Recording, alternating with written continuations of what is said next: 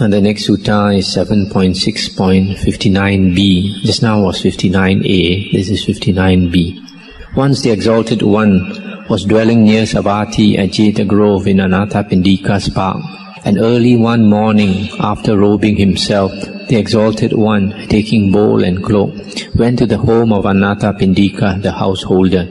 And when he had arrived, he sat down on the seat made ready. Now at that time the people of the house were making a great noise and clatter. And when Anathapindika had come and saluted him and had sat down at one side, the Exalted One said, "Why, housefather, do the people of your house make all this din and uproar?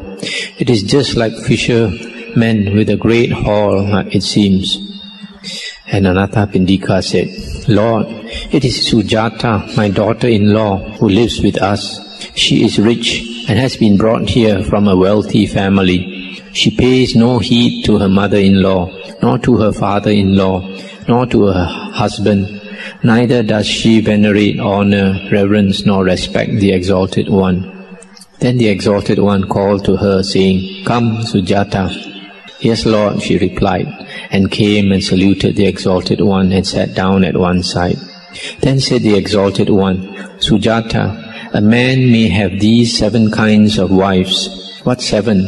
"One like a slayer, one like a robber, one like a mistress, one like a mother, one like a sister, one like a companion, and one like a handmaid. These, Sujata, are the 7. And which of them are you?" And she said, "Lord, I do not fully understand what the Exalted One has put so briefly.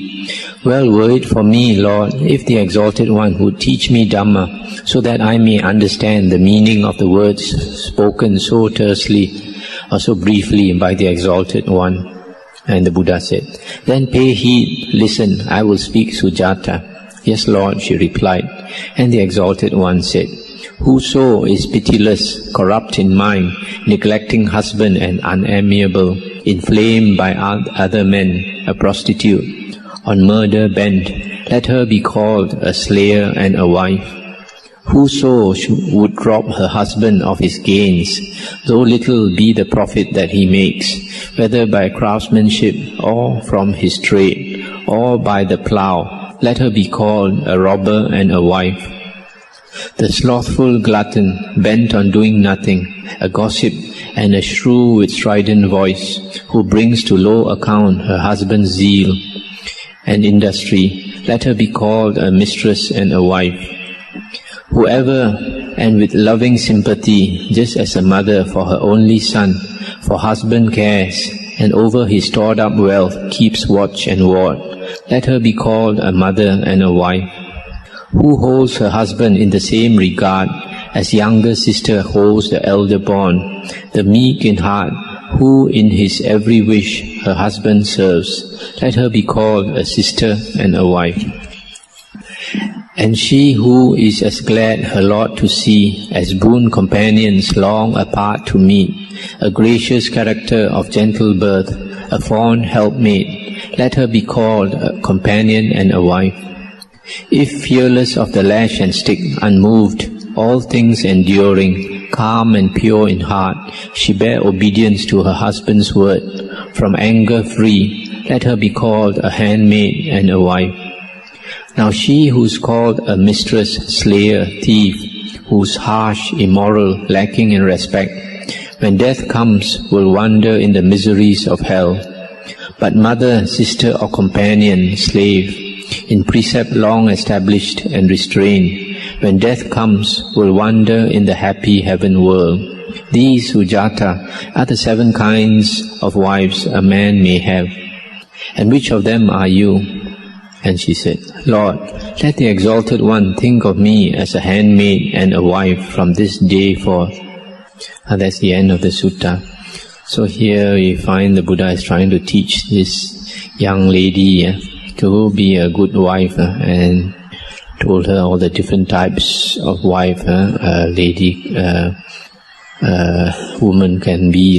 And so she, from that day on, she said she wants to be known as a handmaid and a wife. So probably from that day onwards she changed her character The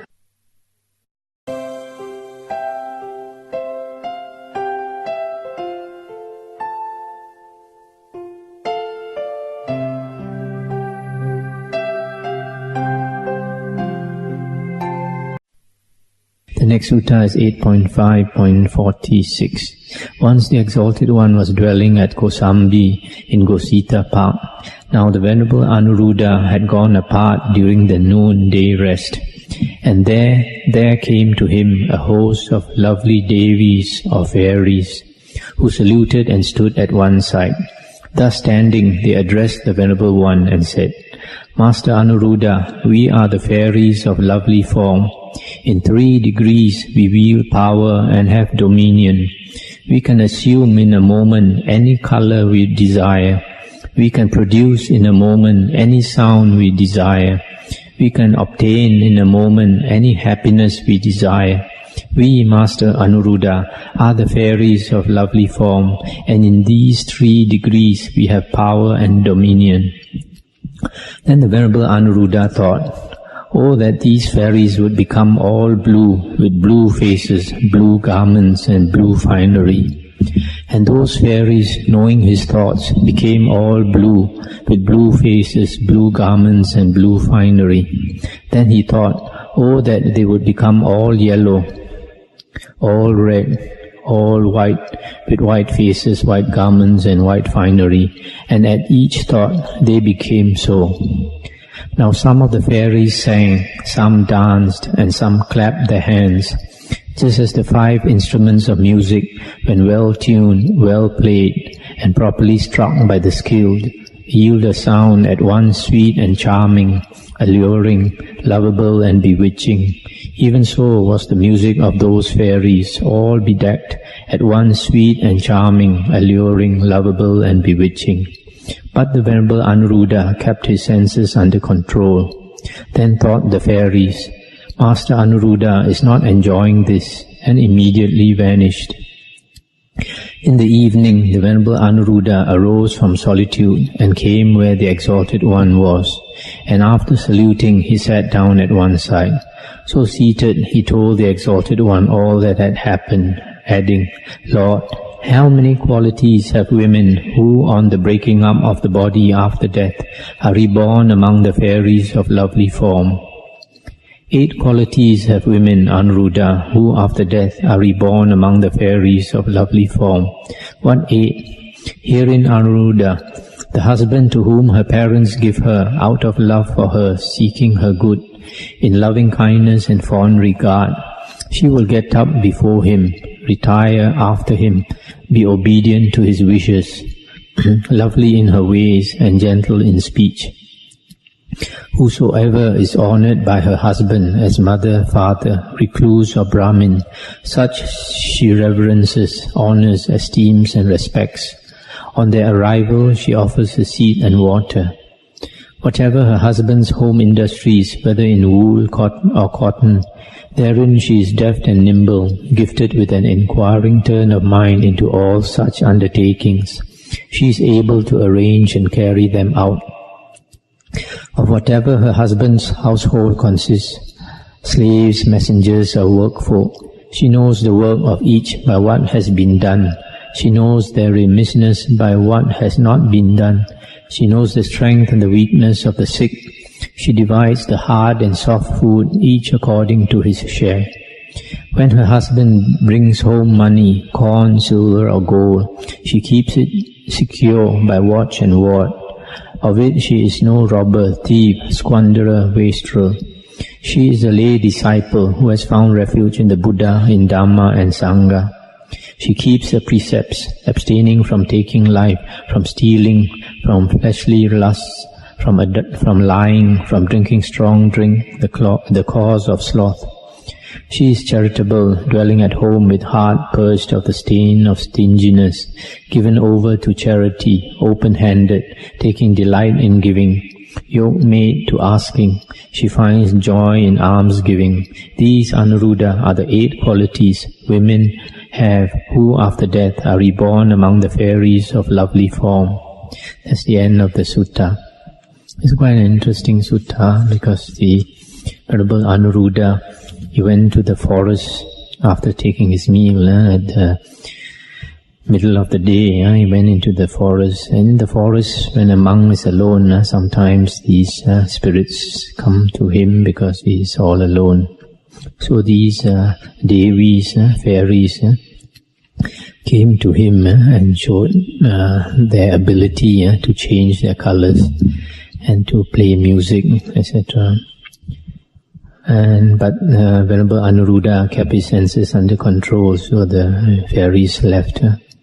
And then when Venerable Anuruddha consulted the Buddha said that a woman who is born as this type of fairy of lovely form, she has 8 qualities. She serves her husband. Secondly, she honors her husband's parents and monks. Third, she is capable of managing the husband's business. The fourth is capable in running the household. The fifth, she guards her husband's wealth. Sixth, she takes refuge in the Buddha, Dhamma and Sangha. The seventh, she keeps the 5 precepts. And number 8, she is generous or charitable. So that's the way to become a fairy of lovely form for a woman.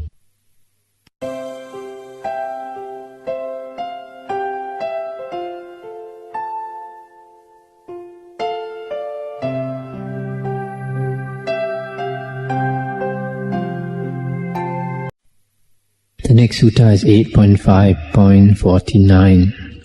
Once, while the Exalted One dwelt at Savatthi in an eastern park, at the terraced house of Megara's mother, Visakha visited him, and the Exalted One said to her, "Endowed with 4 qualities, Visakha, women folk win power in this world. This world is in their grasp. With what 4? Herein, Visakha, a woman is capable at her work. She manages the servants. In her ways, she is lovely to her husband. She guards his wealth.